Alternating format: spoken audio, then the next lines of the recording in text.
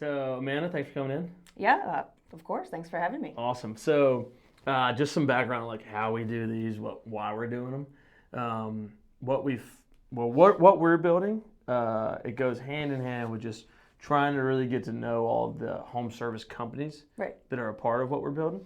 And the main point there is just like we want to show people that these business owners are high quality, super smart, love their industry, love their product, because we think there's a bit of a stigma when it comes to some of these industries. Right. So we're trying to break it. Right. So that's why we're here. But you are our first guest that kind of falls outside of that, but deals with all of these home service companies more than I think probably any other industry Yeah. in real estate. Right. So knowing that, let's just get some of your background. Where are you from? And then let's go how you got to Nashville, and then we can dig into your business. Okay. So I am from a military family. Both my parents, my dad was enlisted, my mom was an officer. Oh, cool. What services were they? Both Air Force. Okay. My dad worked on engines, and my mom was personnel. Oh, nice. Yep. And so we moved like every 3 years. I was born in Washington, never really saw it. We moved to Alaska. That's where my sister was born. And then from there on, it's a blur. Yeah. So I think. How many times total? Oh, God. It's got to be in the teens, right? Yeah. I went to 2 middle schools and 3 high schools. Oh, yeah. So That's it's pretty good. I usually, like, from Florida on, like, from my freshman year in high school on, I remember most of that. But before Right. that, it really is a blur. Yeah, because if you're, especially at that age, if you're in a spot for a year, Right. it's like you might not even remember that entire year. Exactly. It's like I barely remember 7th grade. But if I was living in a different spot from 6th to 8th grade and 7th grade was in a different city, Yeah. no memory. Right. That might be a wild concept for some people who like didn't move like that. Yep. They'd be like, wait, you don't remember an entire area that you lived? Mm-hmm. Because a lot of people go like, hey, I've been in the same hometown for, there's nothing wrong with it, but most people probably do that. Yeah. Or at least the same state. Yeah. Well, they'll always tell me, like, oh, my best friend from elementary school. And I'm like, I couldn't name anybody from high school. Did you like living like that? At the time, no. Yeah. I mean, there was stuff that I really liked. I really liked, like, when my mom said that we had an opportunity to move to Germany, she actually asked me outright, like, am I okay with transferring schools again? And I was like, it's Germany, yeah. Yeah. Let's I'm cool. see. How old were you then? 16, 17? Oh, perfect age. Yeah. Yeah. So I was like, we were living in Las Vegas at the time. It was super hot, and I was ready to go. Yeah. Las Vegas was not made for 16-year-olds. Yeah. So Yeah, exactly. Germany was great. And then, my mom deployed after that. My dad moved back to Florida with my sister, and I joined the military from Germany. Ah. Yeah. Oh, you did? Mm-hmm. Wow, that's interesting. Yep. I don't think I've ever met anybody who joined the American military from another country. Yep. Yeah. Well, I mean, I just went to the recruiter on base, and it was honestly, it was a last-second decision. I had never necessarily intended to join the military, but I also didn't really know what I was going to do. Yeah. And I just didn't like the idea of like going to college by myself and being separated from my family and not having any kind of support system, that I was used to. I'm always on or next to a base. Not being able to go to the commissary was a nightmare for me. So I was driving home one day and I just saw it and I just made a right turn. I signed the paperwork and I came home and my parents were like, what happened? So you were 17 or you were 18 then? I was 18 when that happened. Okay. So did your parents do careers, both full 20-year careers? Yep. My dad Wow. retired in 2012, and my mom retired last year. Nice. Yep. Wow. Hats off to them. Yeah. I don't think I could have done a career. Yeah, even they'll say now, like, my mom only stayed because, she was so close to leaving, but she was like, it's good you got out. Yeah. She's like, Yeah. Yeah. Especially with today it's a different world. It's so different, and it's more about politics than anything else. So Yeah, it's such garbage. It's not the military. It was, even when I first joined, my dad was in awe of, the way that we got treated versus the way he got treated, Yep. Yeah. So when did you join? I joined in 2012. Same year your dad September. retired. Yep. Oh, that's cool. Yep.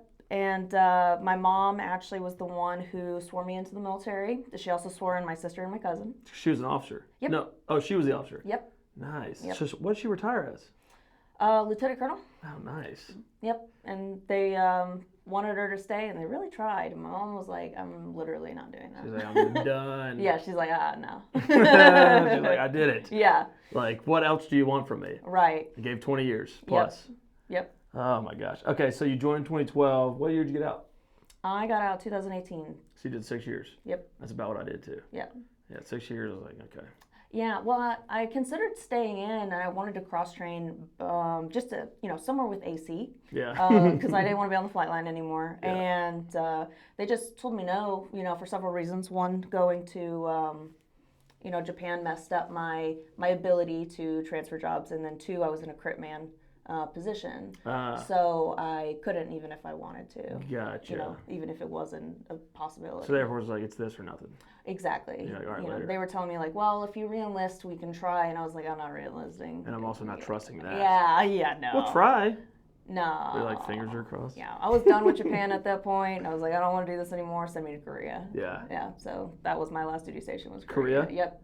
We had somebody in there, the owner of Mr. Electric. She was a West Pointer. She was in Korea. Nice. Yeah, she talked about it a little bit. Korea was great. Yeah, everybody I know who's in Korea loved it. Oh yeah. It was like a party. It literally time stops. Like they tell you, like when you first get there, they're like time stops. Don't let it do that. Work on your education or whatever. Right. But no, it stops. The world doesn't exist. It's just you and Korea. That's it.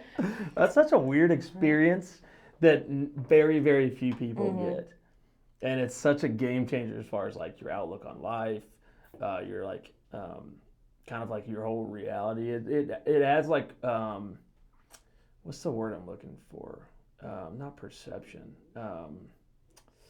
What's the word like when you, like something's not as big of a deal as it should be, right? Like you like, oh, fuck, it'll come to me later.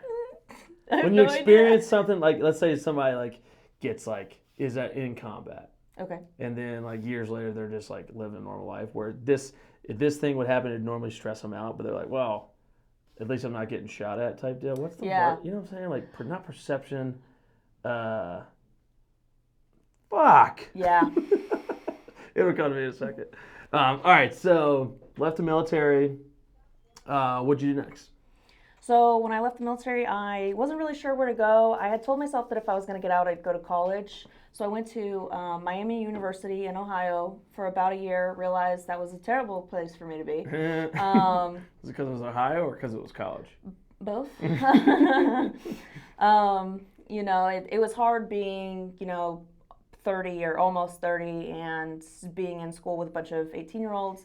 I couldn't relate to anybody. Nobody could relate to me. Yeah, it's tough. Especially having like military experience and having lived in multiple countries. Exactly. And then it was rough because I was listening to them, like I would listen to them in class, to see, I don't know, just because I was there. And the things that they would complain about to me just would like almost upset me in a way because I'm like, this is the dumbest thing that you could possibly be mad about right now. Yes.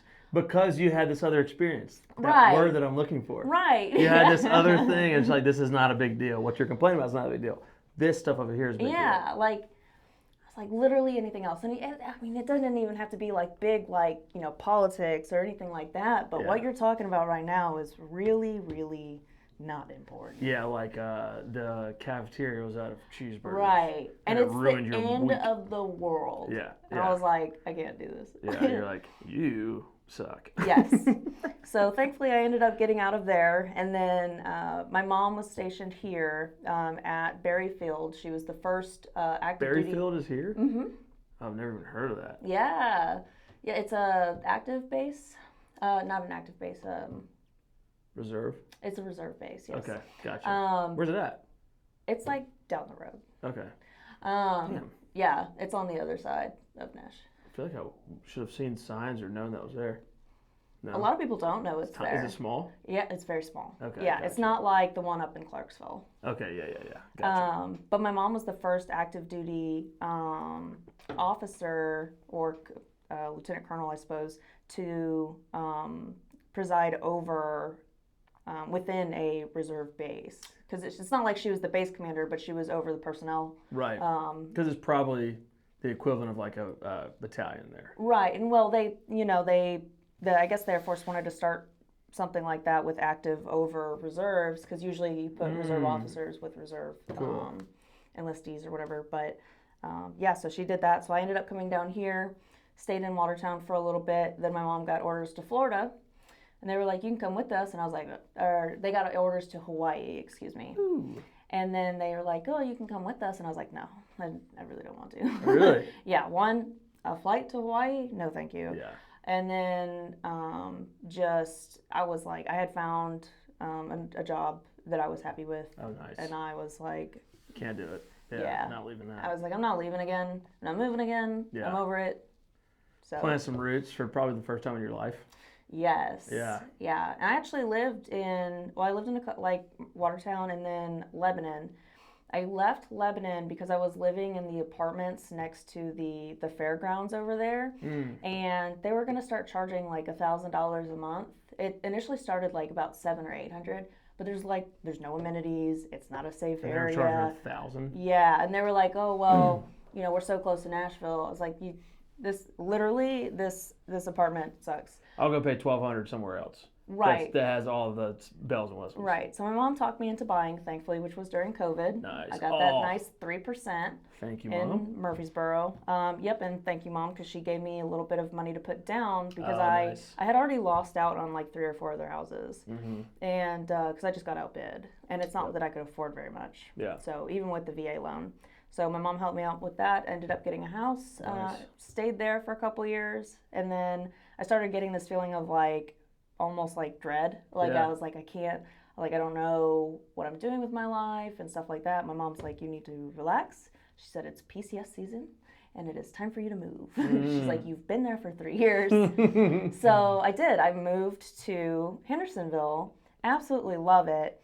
And everything has been better since. Nice. Yeah. And when did you move to Hendersonville? About a year ago. So you got 2 years left. Yeah. Before it's PCS. Yeah. Nice. It's so funny. Because that's probably very true. Because that's what you've done your whole life. Yep. You've just been kind of accustomed to like, all right, the clock has run up. Yeah. And it's time for a change of scenery. Yeah. Nothing wrong with that. Yeah, because when I bought the house in Murfreesboro, I was like, this is it. I'm not moving. This is my house. I don't care if it's imperfect or whatever. Right. This is it. And apparently not. Well, I mean, moving from Murfreesboro to Hendersonville is not like PCSing, right? Where you're like moving states and you can have the same friends, the same job, and same hobbies, same people, and make that move. Yeah. So it's a little bit different. Right. Okay, so real estate. How'd you get into real estate? So I worked at Zales for a long time, and I really enjoyed it. But I didn't care for the corporate stuff, so I would, talk to my friends a lot, and I have some friends from the military that, and within Zales that were like, tell me that I'd be really good at real estate. Right. And I should have started it years earlier, but I was always nervous because it's 100% commission. So that's why, I didn't start until I did, and then... When did you start? Less than a year ago. Nice. So I'm, relatively new, but I mean the support's been amazing. I love doing it. The only thing is like, you as a realtor, what a lot of people don't realize is like you pay for everything up front. Like whether you get the house, whether the house sells or not, you are still, whether you sell any houses, you are still paying your broker, you're still paying for, the location, your license, your education, everything. And there's a lot of that. Like you have to have the continuing education classes. Luckily, some of those are free, but still. So, how did you kind of start that process? Did you join some networking groups? How did that go for you? Well, as far as getting my license, I went into. I just found an online school, got my license, came in, and then I found Connect Nashville, and Connect Nashville introduced me to B3. And so I've been working within those two networking groups for the past, 4 or 5 months. And working for you? Yeah, I mean, nice. It's been great, the amount of people that I've met and the amazing people that I've met. And, I want to do more than just real estate. I want to get, into a little bit of everything. I want to know everything about this area. Yeah. So I've met some amazing women in leadership positions, veterans, that you didn't even know were veterans, Yep. and it's funny because it's like I feel like I call them out, during the meetings sometimes because people be like, oh, I didn't even know they were military, and I'm like, yeah, a lot of us don't talk about it, Yeah. but me, it's a big deal for me. Like Yeah. I feel like I work or volunteer at the VFW so much, and like I just feel like nobody gives them a voice, Mm-hmm. and so for me, I'm like, you're military. Yeah. Yeah. Heck Like, yeah. yeah. Well, it's also been a huge part of your whole life. Yeah. That's all I know. Yeah, exactly. So talking about real estate a little bit because I love real estate, super interesting to me. We've owned some rental properties, Airbnb, and all that stuff.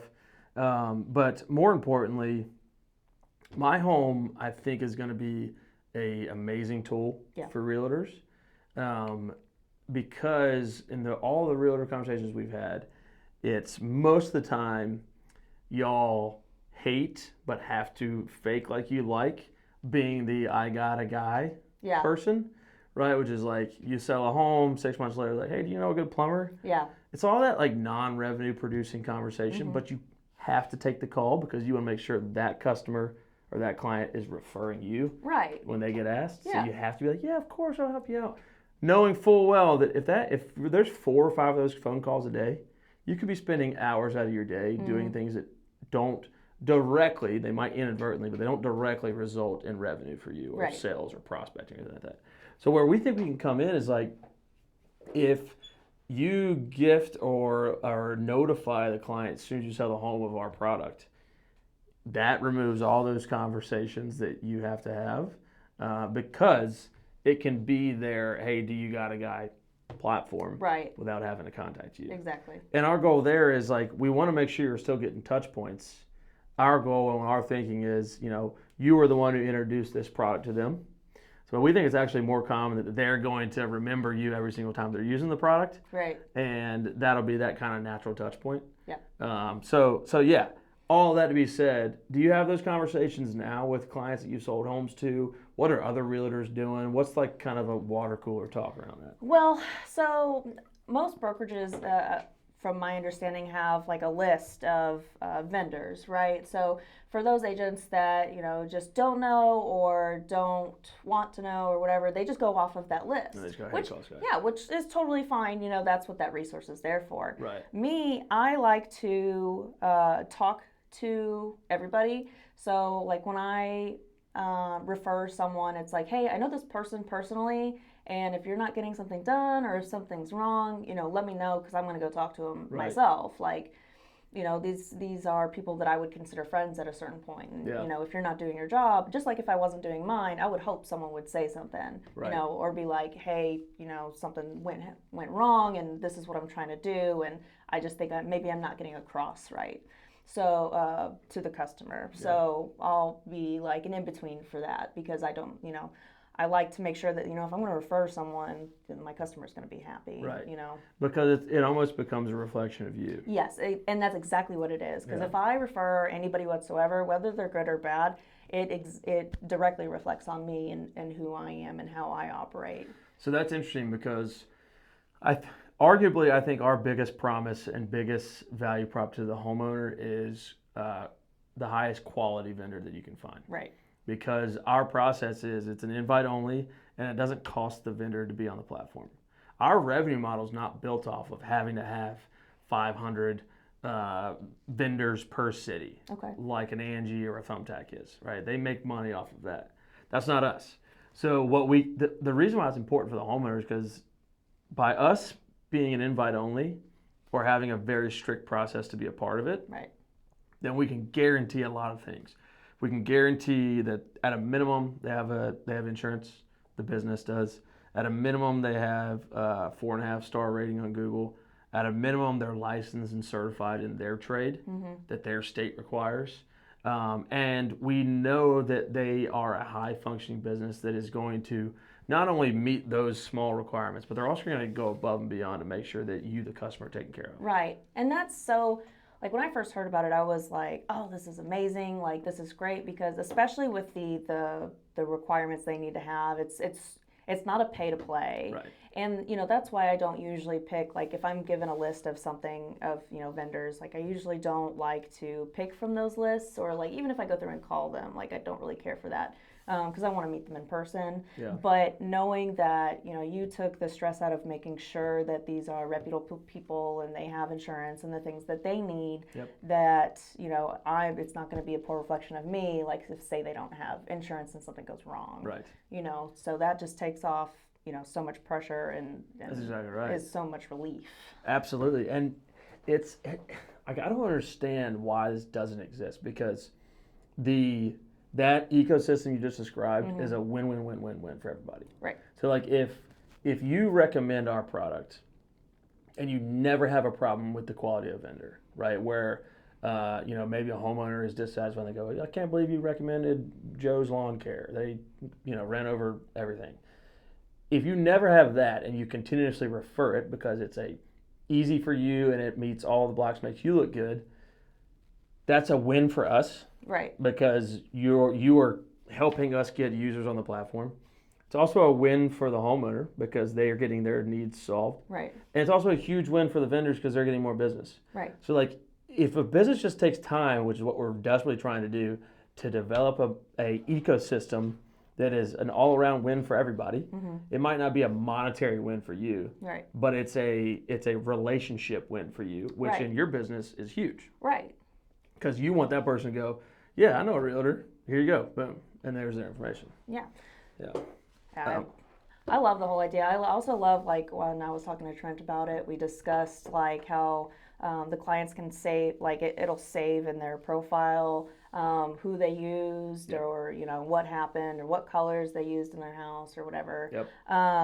And I was like, that's really convenient, because, like, for someone like me, like, I've got random paint swatches in drawers, and I don't know what goes to what. Yeah. I've got two tans that look really close to each other. Right, and you put it on the wall. And I'm like, I don't know. Yeah, and you paint it, you're like, that was the wrong choice. Yeah, that is definitely wrong. Yeah. So I love stuff like that, because that level of convenience is just king in my eyes. Yeah.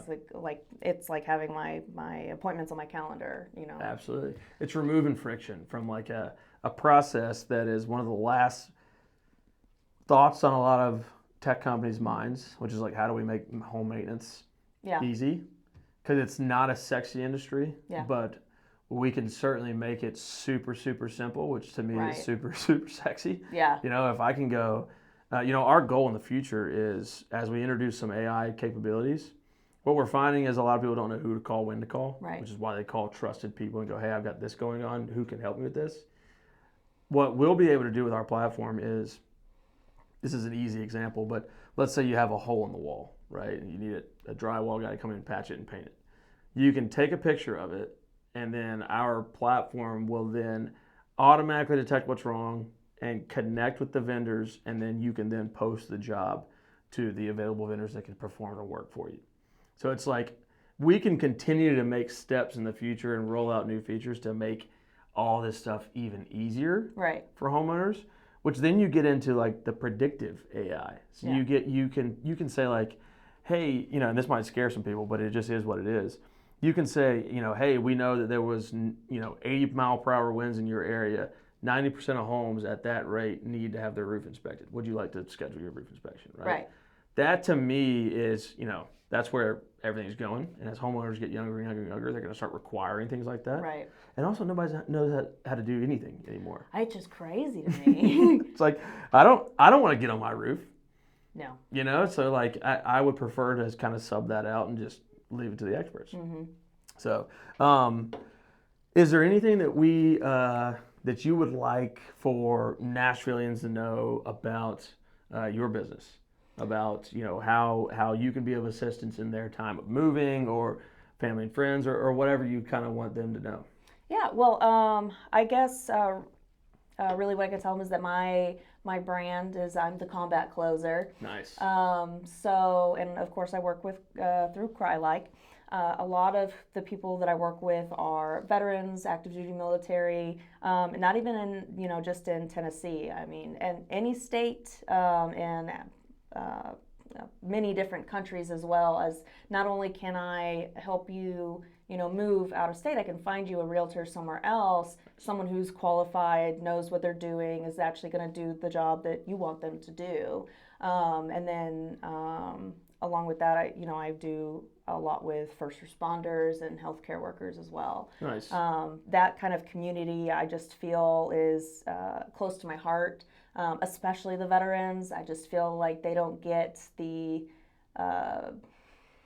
accolades they deserve, because realistically, where would we be without them? You know, and I'm, not even talk like the vets like me, been in for 6 years and got out. I'm talking about, the ones well before us. Well before us, and those who are, alive now but are severely disabled, or just the older generation, or just needy in any way, because they refuse help at every turn as much as you try, because that's just the way that we're built. But I want to be that person that will stand there for them, even if they're kind of grumpy about it. Yeah, that's awesome. Yeah. I think that, well, first off, that's near and dear to my heart, being a veteran as well. But I also think it's super smart business-wise, because in a crowded market like real estate, that super sets you apart. Yeah. It provides that kind of differentiator and that niche that is probably needed. Yeah, and that's really what I'd like to be known for, if I am for anything, is just being when I was I was a weapons troop, but I used to get called friend of crew chiefs, so would like to be the friend of veterans now. Yeah. Just because I love the community so much, and being outside of the community has shown me, so many different things, and how some things can change to be better for those that have chosen to go that path. Yeah. Absolutely. Well, I appreciate what you're doing. We are getting real close on time. Gotcha. But we're excited to have somebody kind of in our corner as we launch this summer, who can hopefully pimp us out to some other realtors and be an advocate for what we're trying to do. I respect the hell out of what you're doing. Thank you for your service. Appreciate that. And your family for their years of service as well. And thanks for coming in. Yeah, I appreciate thanks. it. It's nice meeting you too. You too.